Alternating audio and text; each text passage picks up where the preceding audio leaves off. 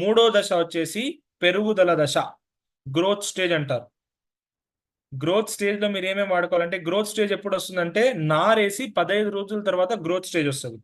నారేసి 15 రోజుల తర్వాత, లేకుంటే భూమిలో విత్తనం వేసి 15 రోజుల తర్వాత, 10 నుంచి 15 రోజుల తర్వాత గ్రోత్ స్టేజ్ వస్తుంది. ఈ స్టేజ్ లో మీరు ఏమేమి చల్లుకోవాలంటే హ్యూమిక్ యాసిడ్, నానోటెక్ 82 కానీ, మరి హ్యూమిక్ యాసిడ్ గోల్డ్ అండ్ 82 కానీ.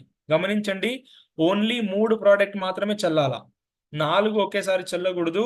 3 ప్రోడక్ట్ ని మాత్రమే, ఏదైనా ఒక్క combination humic and agri 82 common గా పెట్టుకోవాలా.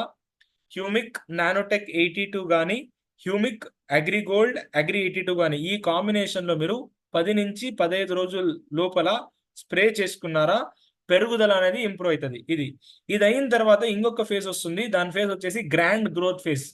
గ్రోత్ ఫేజ్ లో ఏంటంటే పెరుగుదల అనేది చిన్నగా స్లోగా వస్తుంటది. ఇది అయిన తర్వాత పెరుగుదల అనేది చాలా ఎక్కువ వస్తుంది, గ్రాండ్ గ్రోత్ ఫేజ్ అని పిలుస్తాం. ఈ గ్రాండ్ గ్రోత్ ఫేజ్ లో మీరు ఏం చల్లుకోవాలంటే హ్యూమిక్ ప్రొటెక్ 82 స్ప్రే చేసుకోవాలి.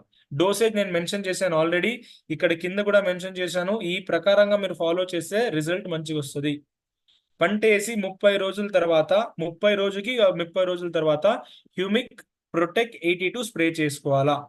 ఈ ప్రోడక్ట్ అనేది పెరుగుదల మంచిగా రావడానికి పనికొస్తుంది. ఇప్పుడు పెరుగుదల దశ అయిపోయింది.